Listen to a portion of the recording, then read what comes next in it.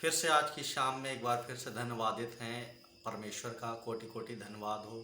आप सबका भी धन्यवाद हो कि आप लगातार मेरी वीडियो को देख रहे हैं और कहते वीडियो को देखते हुए मुझे सराह भी रहे। इस बात के लिए मैं आप सबका बहुत बड़ा आभारी हूं। और आज की शाम में पवित्र यीशु मसीह के नाम में आप सबको एक बार फिर से जय मसीह की। मैं Sandeep Singh the true way of life Jesus में आप सबका तहे दिल से स्वागत करता हूं। मेरे भाइयों, मेरे बहनों, आज का जो विषय है वो एक ऐसा सब्जेक्ट है जिस सब्जेक्ट को देखते हुए हमारे पूर्वज और वंशानुगत और जब से इस जगत की उत्पत्ति हुई तब से परमेश्वर ने इन चीज़ों पे बड़ी ही गहनता से परमेश्वर ने समझाया भी है। लेकिन बाइबल बताती है कि एक बार की बात है, याकूब के जो 12 पुत्र हुए उसमें से एक पुत्र है जिसको यूसुफ बोलते हैं और वो 12 गोत्रों में से एक गोत्र भी है, आप भी जानते हैं। बाइबल बताती है जब उसके भाइयों ने उसको बेच दिया, जब वो मिस्र में पहुंचाया गया तो वहाँ पर पाते एक पोतीपर नाम का एक व्यक्ति था। वो पोतीपर जो व्यक्ति था वो फिरौन जो राजा था उसका एक तरीके से जो उसके अंगरक्षक थे उनका एक अधिकारी हुआ करता था। बाइबल बताती है कि उसने यूसुफ को खरीद लिया और ख़रीदने के बाद में परमेश्वर उसके संग साथ था। बाइबल बताती है कि वो भाग्यवान पुरुष था। कौन? यूसुफ।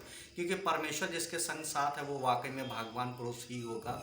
बाइबल बताती वो दिन प्रतिदिन आगे बढ़ता चला गया, परमेश्वर उसके संग साथ रहे।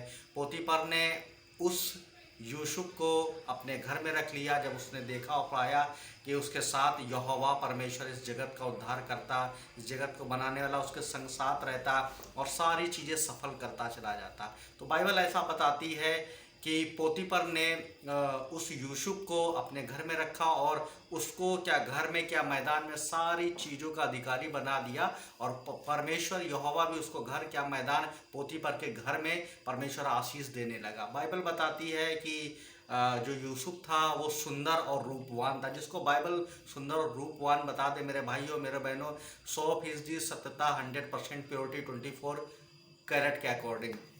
तो हम पाते हैं कि पोतीपर की जो वाइफ थी, पत्नी थी, उसकी कहीं ना कहीं उस यूसुफ पे नज़र एक ऐसी थी जिसको दुष्ट नज़र के अनुसार बोल सकते हैं या एक व्यभिचार की भावना की नज़र। क्योंकि आगे हम बाइबल में पाते हैं वो यूसुफ से लगातार बात करती थी और उससे बोलती थी कि तू मेरे साथ में चल करके सोने का अर्थ मेरे भाई मेरे बहनों मैं ज़्यादा एक्सप्लेन नहीं करूँगा, आप भी बखूबी जानते हैं। फिर हम आगे पाते हैं कि वो महीनों उससे बात करती रही, लेकिन महीनों का अर्थ क्या है कि महीने बीतते गए। इसका मतलब यूसुफ कहीं ना कहीं उसकी बातों को इग्नोर कर रहा था और उन बातों की ओर उसका मन था ही नहीं। वो पोतीपर के दिए गए जिस अधिकार के लिए उसको नियुक्त किया वो उस पर मन था। बाइबल बताती पोतीपर सिर्फ खाने को छोड़ करके और किसी चीज़ से मतलब नहीं रखता था, बाकी सारी चीज़ों का अधिकारी यूसुफ को बना दिया था। आगे हम पाते हैं एक दिन की बात है जब यूसुफ किसी कार्य के निमित्त घर के अंदर जब जाता है, भवन के अंदर जब जाता है, तो पाते हैं कि वहाँ पर पोतीपर की जो पत्नी थी उसने पहले से ऐसी योजना बनाई और जितने भी उसके दास लोग थे, नौकर थे, उनको सबको बाहर निकाल दिया था। और बाइबल बताती है पूरे घर में सन्नाटा था। जब वो जाता है किसी काम के निमित्त तो पोतीपर की पत्नी उसको पकड़ लेती है, उसके कपड़ों को पकड़ करके कहती है कि चल मेरे साथ सो और व्यभिचार कर।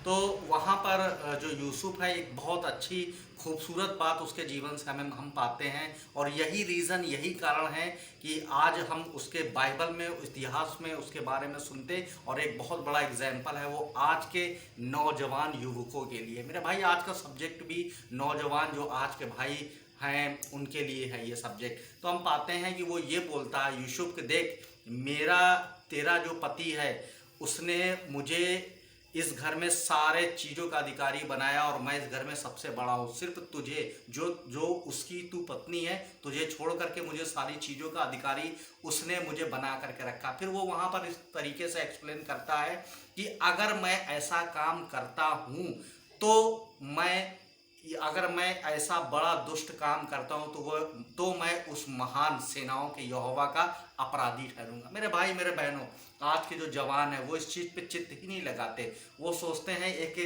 मनुष्य के द्वारा एक कार्य ये हो रहा है, अगर उनके चित्त और मन में अगर ये बात रहे कि ये एक बड़ी दुष्टता है और ये सेनाओं की यहोवा परमेश्वर की नज़र में एक अपराधी मैं ठहरूंगा, तो कोई भी व्यक्ति व्यभिचार की ओर जा ही नहीं सकता है।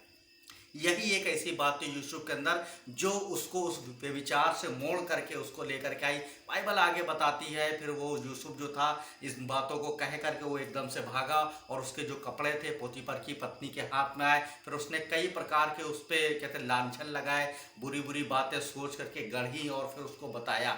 और सच में बता रहे हैं परमेश्वर अद्भुत और महान है, हम उसके जीवन से ये पाते हैं। और हमने और बार भी भाई कहते व्यभिचार के बारे में पाया, जैसे दाऊद जो था मेरे भाई और मेरे बहनों, व्यभिचार एक ऐसा मीठा जहर, एक ऐसा स्वीट पॉइजन है जो आज जमाने में हर एक के अंदर जीवन में बहुत बहुत तेजी से कार्य कर रहा। तो हमें समझने की ज़रूरत है कि परमेश्वर की आज्ञाओं में भी परमेश्वर ने आज्ञा दी है। जब परमेश्वर ने मूसा के द्वारा जब ये आज्ञाएं पहुंचाई तो परमेश्वर ने उसमें भी बोला तू व्यभिचार न कर रहा। और नीति वचन में भी हम पाते हैं, नीति वचन 5 और 6 में व्यभिचार के विरुद्ध चेतावनी और उपदेश के बारे में भी परमेश्वर बोलता है। परमेश्वर बोलता है कि तू पराई स्त्री के पास न जाना, क्योंकि उसके होंठों से मधु टपकता है और उसकी बातें तेल से भी अधिक चिकनी है। मेरे भाई मेरे बहनों, परमेश्वर बोलता है कि उसके नेवतहारी अधोलोक में बहुत लोग होंगे। परमेश्वर बोलता है क्या कभी ऐसा हो सकता है कि तुम आग को लेकर के अपने कपड़े पे रखो और तुम्हारे कपड़े ना जले। तो दूसरी स्त्री व्यभिचार जो है वो एक काग के समान। परमेश्वर कहता क्या ऐसा हो सकता है कि तुम अंगारों पे चलो और तुम्हारे पैर ना झुलसे। मेरे भाई मेरे बहनों, बाइबल बताती जो पर स्त्री गमन करता है वो परमेश्वर साहब इस रीति से बताता है कि वो अपने प्राणों को खुद ही घात करता है।